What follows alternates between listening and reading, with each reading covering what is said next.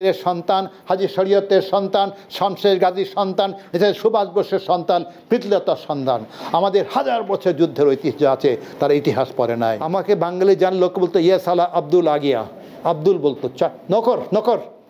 এখন মুজিব এবং তার সন্তানেরা 100 বছর আমাদের নকর বানিয়ে রাখবে, তারা চিৎকার শুরু করেছিল। পিলখানাতে ঘেরাও করে মেরেছে, আত্মসমর্পণ করে নাই।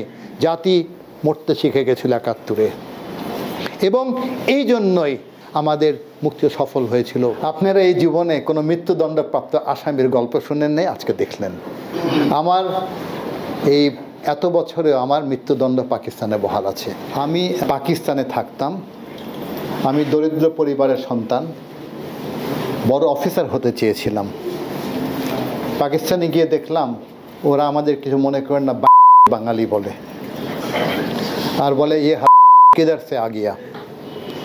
মনে কষ্ট হলো, কিন্তু মনে করলাম যে বড় অফিসার হব, একটু চালাকি করি। উর্দু অনেক বই কিনলাম, উর্দু পড়া শুরু করে দিলাম, আর শুধু উর্দুতে কবিতা পড়ি। আর গায়ের রংটা একটু ফর্সা ছিল। ওরা বলতো ইয়ে সালা করাচি সে আয়া, এ করাচি থেকে আসছে, এই অ্যাডভান্টেজ। আমি কথা বলতাম কম, আজকাল বেশি বলি, শুনতাম বেশি। পাকিস্তানিরা কি জানতো সেটা আমি জানি। সেই জানার উপরে ভিত্তি করে আমি যখন পালিয়ে আসলাম, বুটের মধ্যে, কাপড়ের বুটের মধ্যে 6টা লেয়ারে ওদের যুদ্ধ পরিকল্পনা নিয়ে এসেছিলাম।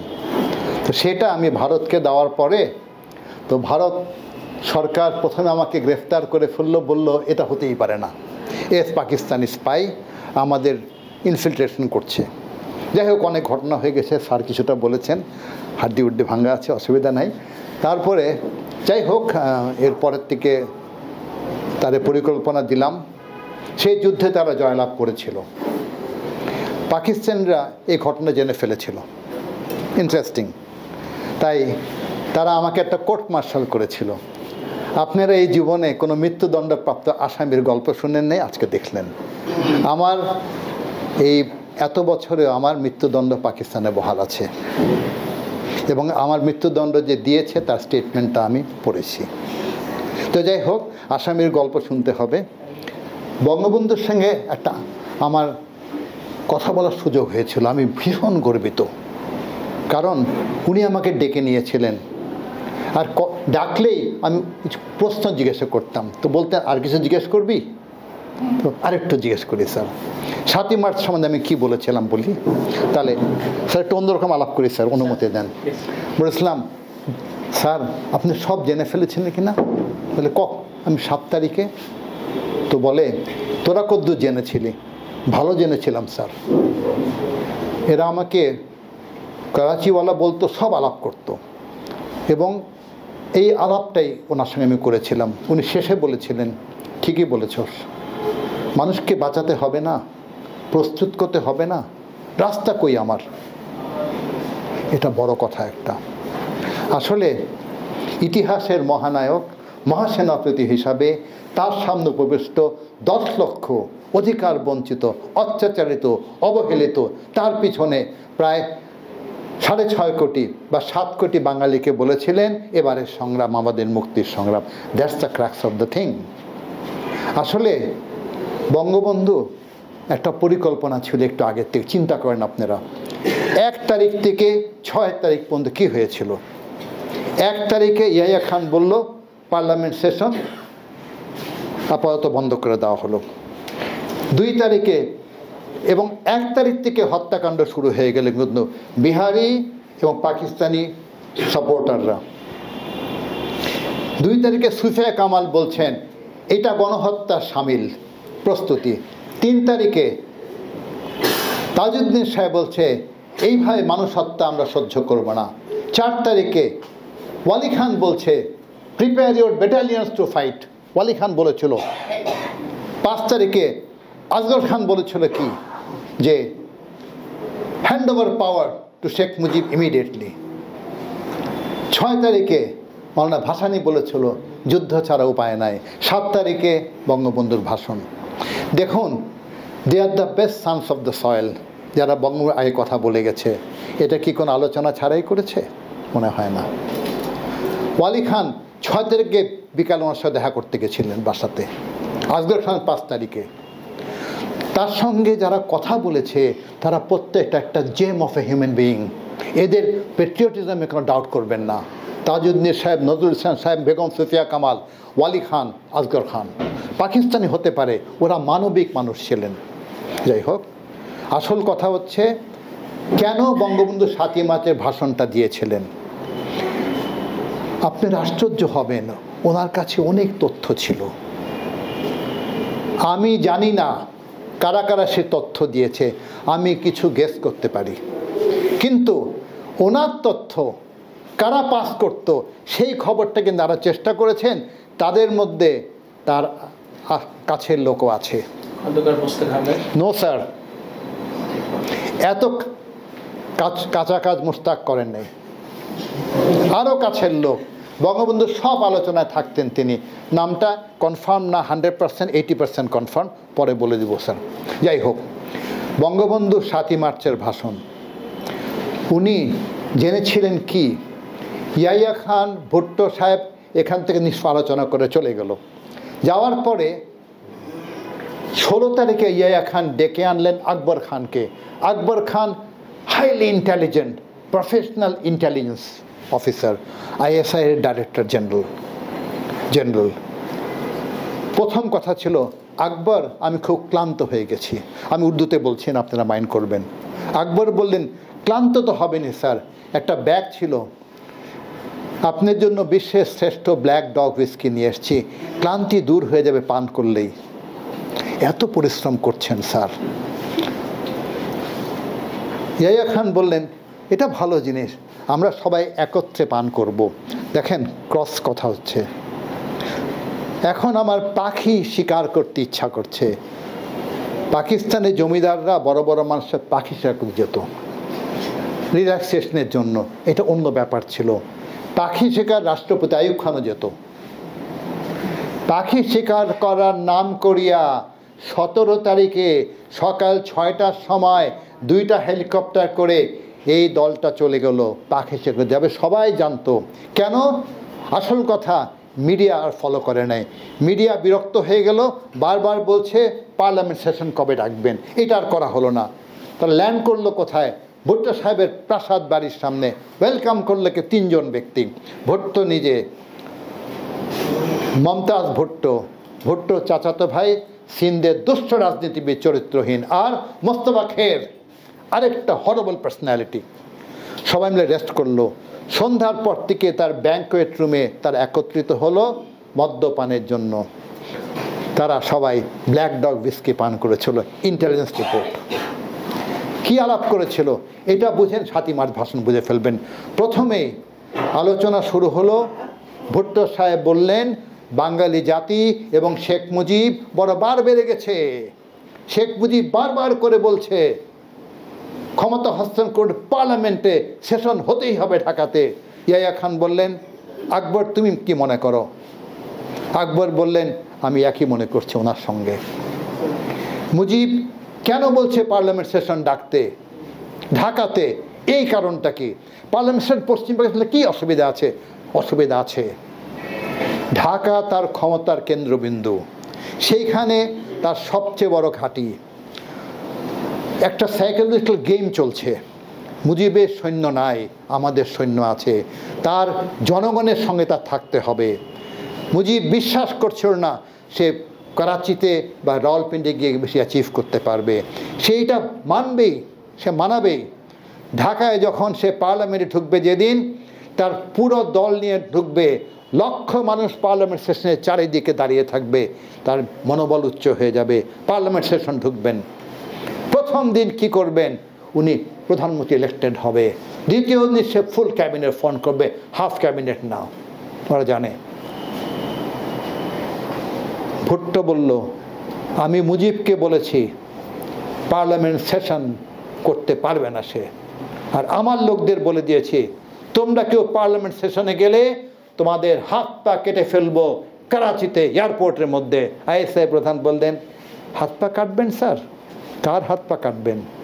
এখন 32 নম্বরে টেলিফোন করেন আপনি, মুজিবের বাসায়, আমি ওরা কি বলছে বলি, আমি বঙ্গবন্ধু বলছি না, মুজিবের বাসায় পাঠান, বেলুচি এবং সিন্ধি নেতারা চা পান করছে, আধা ঘন্টার মধ্যে বলে দিব চায়ের মধ্যে বিস্কিটে ব্র্যান্ড নেম কি। He doesn't care about you. Bhutto চুপ করে গেল। মুজিব সব সিদ্ধান্ত নিয়েছে, তার সব রেডি আছে। পার্লামেন্ট সেশন যখনই বসবে তখন সে এই দুটো করার পরে দ্বিতীয় দিন সে কী করবে, মুজিব কথা রাখে 6 দফা পাস করে নেবে, কিচ্ছু করতে পারবে না, অ্যাবসলিউট মেজরিটি। তৃতীয় দিন এক এক করে দফা ধরবে। আশ্চর্য হবেন, কেউ বলবেন আমার ভাই ছাত্ররা বা ছাত্রীরা কোন দফা প্রথমে আনবেন উনি, কি রিপোর্ট ছিল, কি মনে করেন? 6 দফা সবাই মুখস্থ আপনাদের, তাই না? কোনটা? সবাই বলে হ্যাঁ প্রাদেশিক সাহিত্য শাসন। নো, আর কারো তাড়াতাড়ি বলেন, সময় উনি রাগ হয়ে যাবেন। শোনেন, আশ্চর্য কথা, 6 নম্বর। কেন বলি? আধা সামরিক বাসী মিলিশিয়া গঠন করো। ওরা কি বলল শুনুন, আমাদের 10 লক্ষ মিলিশিয়া বাহিনী আছে। Jhelum rangers, Ravi rangers, Sutlej rangers, northern scout, Tochi scout, third scout, 6টা। মুজিবের কোনো মিলিশিয়া নাই, তার কোনো ফোর্স নাই। মুজিব এখনই বেঙ্গল মিলিশিয়া বানাবে 1 to 6, 10 লক্ষ, এরা হবে মুজিব সৈনিক। এবং তারপরে মুজিব কি করবে? এখন সে আমাদের কলিজা ছিঁড়ে ফেলবে। কেন? আমাদের কলিজা হচ্ছে সশস্ত্র বাহিনী। মুজিব বলবে সশস্ত্র বাহিনী সমান অধিকার চাই, এটা 6 দফায় আছে, কিছু করতে পারবো না। সেনাবাহিনীতে 8.5% বাঙালি, জেনারেল একটাও নাই। মুজিব বলবে 56% বাঙালি এখন থেকে, এবং জেনারেল 56%। আইএসআই এর মধ্যে 4% বাঙালি, বেশিরভাগ কুক, মাসালচি আর ওই ড্রাইভার। মুজিব বলবে না, ইকুয়াল রাইটস, 56% বাঙালি হবে, আইএসআই চিফও বাঙালি হবে। ওরা বলল, আকবর খান বলল I will be removed. Next হয়ে গেল। এরপরে মুজিব সশস্ত্র বাহিনী যে কন্ট্রোল করবে, সঙ্গে সঙ্গে সেই 6 দফার মধ্যে আছে নৌ সেনানিবাস হেডকোয়ার্টার হবে ঢাকাতে, লেখা আছে না? এখন মুজিব বলবে 23 বছর ওখানে আর্মি এবং এয়ারফোর্স ঢাকায় চলে আসবে, এবং 3টা চিফ হবে বাংলার, সমান অধিকার। এরপরে আমাদের সে পেট ছিঁড়ে ফেলবে, পেট কেটে ফেলবে। কেন? অর্থনীতি। 100 কোটি টাকা বাজেট হলে 30 পায় পূর্ব, 30 পায় পশ্চিম, মার্শাল ল গভর্নমেন্ট, 40 পায় সেন্টার রাজধানী ইসলামাবাদ, তারা পায় 70, আমরা পাই 30, আমরা গরিব হয়ে যাচ্ছি। মুজিব বলবে 23 বছর রাজধানী সেইখানে, এবং এখন রাজধানী হবে এইখানে ঢাকাতে।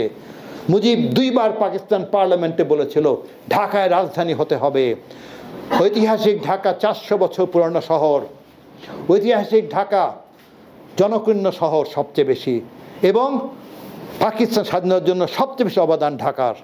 Not Karachi, not Islamabad, not Lahore. নিয়ে আসবে ক্যাপিটাল। তারপরে কি হবে? তখন 70% বাজেট তারা পাবে, আমরা 30, আমরা গরিব হয়ে যাব। বৈদেশিক মুদ্রা যেটা আছে গ্রহণ করবে। বাঙালি 60% অর্জন করে পাট, চামড়া, চা, চিনি বিক্রি করে, আমরা 40। কিন্তু ডেঞ্জারাস ব্যাপার, ডলার সব চলে যায় কোথায়? ইসলামাবাদের সেন্ট্রাল ব্যাংকে। এখন মুজিব বলবে ঢাকা সেন্ট্রাল ব্যাংক মতিঝিলে হবে, এবং 6 দফায় লেখা আছে কারেন্সি সওয়াপ করতে যাবে না। কত পুরনো চিন্তা করেছেন? আমরা তখন বলল আমরা মরে যাব, আমাদের রাজধানী নাই, আমাদের বাজেট 30 কম, এখন বৈদেশিক মুদ্রা নাই, মুজিব বাংলা ডেভেলপ করে ফেলবে। তখন তারা বলল আর হবে না। 23 বছর আমরা তাদের গোলাম বানিয়ে রেখেছি, তাদেরকে আমরা আব্দুল বলে সম্বোধন করি। আমাকে বাঙালি জান লোক বলতো ইয়া সালা আব্দুল আগিয়া, আব্দুল বলতো নকর নকর। এখন মুজিব এবং তার সন্তানেরা 100 বছর আমাদের নকর বানিয়ে রাখবে। তারা চিৎকার শুরু করেছিল, আমরা পাঞ্জাবি, আমরা পাঠান, আমরা যোদ্ধার জাতি, আমরা বাঙালির অধীনে কাজ করতে চাবো না। সিদ্ধান্ত হয়ে যাবে কি করতে হবে। এখন শুনে একটা গল্প শুনেন তাড়াতাড়ি করে। 88 সনে গেছিলাম বেলুচিস্তানে। বেলুচিস্তানে গিয়ে বন্ধুর সঙ্গে দেখবো, কোয়েটার থেকে বাসে উঠলাম, 2 ঘন্টা বাসটা বন্ধ হয়ে গেল। সবাই চা খাচ্ছে, আমরা বলতাম কাওয়া, টেস্টি চা। দোকানে ঢুকবো, ওয়ালের মধ্যে লাল অক্ষরে লেখা ছিল উর্দুতে, আম্মা লাল তেরি খুন কিয়া খুনিয়া, নজরুলের উক্তি কারবালার। দোকানদারে বললাম, ও তো বেলুচি, কালো কালো আমাদের মতন, ভাই সাহেব ইয়ে কেয়া হ্যায়।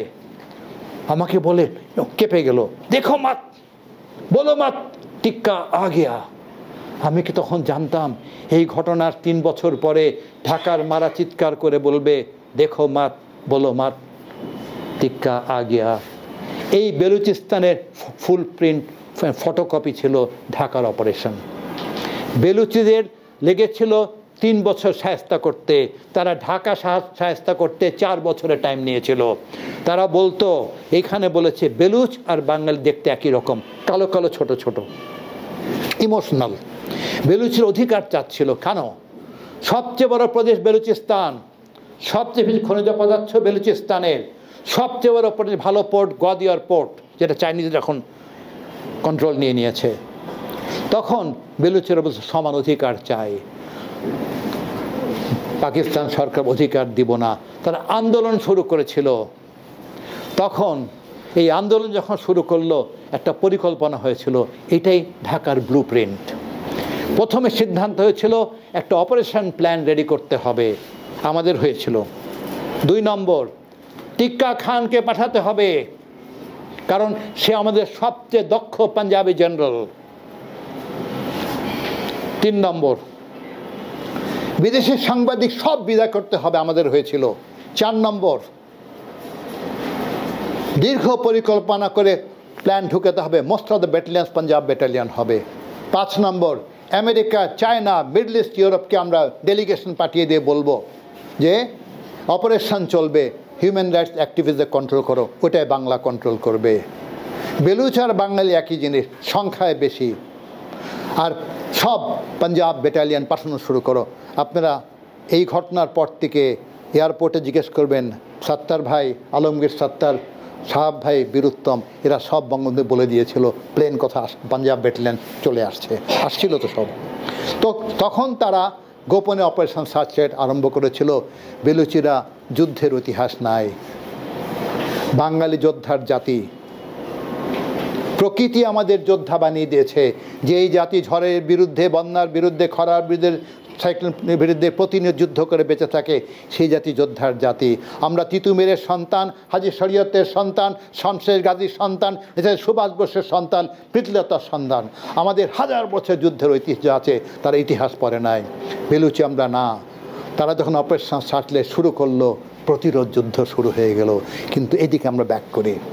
বঙ্গবন্ধু এটা জেনেছিলেন, বলেছেন মানুষকে প্রস্তুত। তার সামনে 2টো রাস্তা ছিল। একটা হলো পাকিস্তানের সামনে গিয়ে হ্যান্ডস আপ করে দেওয়া, আমরা হ্যান্ডস আপ করছি, বেলুচিদের মধ্যে আমাদের মেরো না তোমরা। 2 নম্বর, তিনি বাংলার মানুষের প্রাণ শক্তিকে বিশ্বাস করতেন। তিনি জানতেন এ দেশের মানুষ যুদ্ধ করতে পারে, প্রকৃতি আমাদের যুদ্ধ করতে শিখিয়েছে, এবং তিনি দেশের তরুণদের ভরসা করেছিলেন। তাই দেখবেন মুক্তিযুদ্ধে কোনো সেনাবাহিনীর সিনিয়র অফিসার পাচ্ছেন না আপনারা, খেয়াল করেছেন? তরুণ এবং সিপাহী, দরিদ্র মানুষ তার সঙ্গে দাঁড়াবে, কারণ আমাদের নো লস, আমাদের হারানোর কিছু নাই। তাই তিনি ডাকটা দিয়েছিলেন এবং এটাও বলেছেন আমাকে, মানুষকে, আমি জানি তোরা আসবি আমার সঙ্গে। এটি সত্য কথা। এখন এই ঘটনাটার পরে আর বাকি ঘটনাগুলো আপনারা চিন্তা করে দেখবেন, কারণ আমার স্যার রাগ হয়ে যাচ্ছেন আমার উপরে। আসল কথা হচ্ছে, তিনি একজন মানুষ যিনি খুব সাধারণ মানুষ ছিলেন, মনটা খুব নরম ছিল, কিন্তু কঠিন হতে পারতেন। এই জাতিকে যুদ্ধ করতে নিয়ে গেলেন, আর প্রতিফলন কী হচ্ছে শুনুন আপনি। পাকিস্তানিরা অপারেশন সার্চলাইট শুরু করলো। প্রথম প্রতিরোধ কে করলো? প্রথম যুদ্ধ হয়েছে রাজারবাগ পুলিশ লাইনে। বিশ্বের ইতিহাসে কোনো সেনাবাহিনী পুলিশকে আক্রমণ, এটা সিভিল ফোর্স আক্রমণ করলো, হাবিলদার মেজর শরীফ মোহাম্মদ আলী রাইফেল নিয়ে ছুটে গেছে, সঙ্গে শত শত পুলিশ, সবগুলিকে মেরে ফেলেছে, আত্মসমর্পণ কেউ করে নাই। পিলখানাতে ঘেরাও করে মেরেছে, আত্মসমর্পণ করে নাই। জাতি মরতে শিখে গেছিল ৭১-এ, এবং এই জন্যই আমাদের মুক্তি সফল হয়েছিল। এবং ভারতও একেবারে শিওর জানতো যে এরা জিতে যাবে। কারণ ভারতের সেনাপতিরা ইতিহাস পড়ে, পড়াশোনা করে। আমাকে স্যাম মানিকশ একটা কথা বলেছিলেন, how dare you? I said I dared because you dared. তুমি সাহস করেছিলে তোমার সৈন্যকে আনার জন্য, আর আমি করেছিলাম আমার জাতির জন্য। এখানে তো কথাটা, আসল কথাটা এখানে না। কথাটা হচ্ছে, আমি আপনাদের বলছি একটা কথা, আপনারা আমাদের নতুন প্রজন্ম, মুক্তিযুদ্ধ আপনাদের জন্য করেছিলাম, আমার জীবনে কিছুই হবে না, হয় নাই। আমার শরীরটা ভেঙে গেছে। বঙ্গবন্ধু হত্যার পরে আমাকে অন্যায়ভাবে চাকরিচ্যুত করেছে। আইএসআই রিপোর্ট দিয়েছে আমার নামে যে ও আমাদের ক্ষতি করেছে। তখন যে সরকাররা ছিল আইএসের কোলেই বসেছিল, তারা ডিনাই করে লাভ নাই। এবং আমাকে ডিসমিস করে সার্ভিস থেকে, সব কিছু বন্ধ করেছে। 3টা ইনকোয়ারি করেছে, করাপশন কেস দিয়েছে। কোথায় করাপশন? সব মিলে আমার 1100 টাকা ছিল, সব অ্যাকাউন্ট মিলে। বঙ্গবন্ধু কন্যা আসার পরে আমাকে ডেকেছিলেন, তুমি কি করতে চাও? বাধাগ্রস্ত না করলে খুশি, কোনো কিছু দরকার নাই, আমি নিজে পড়াশোনা করি। তাই বলি, আপনারা ভালো দেশ গড়ে তোলেন। আপনার জন্য আমরা আমাদের বর্তমান শেষ করে দিয়েছি। আপনারা এই দেশের বিরুদ্ধে যাবেন না, এই দেশের পক্ষে থাকবেন। অর্থ, সামাজিক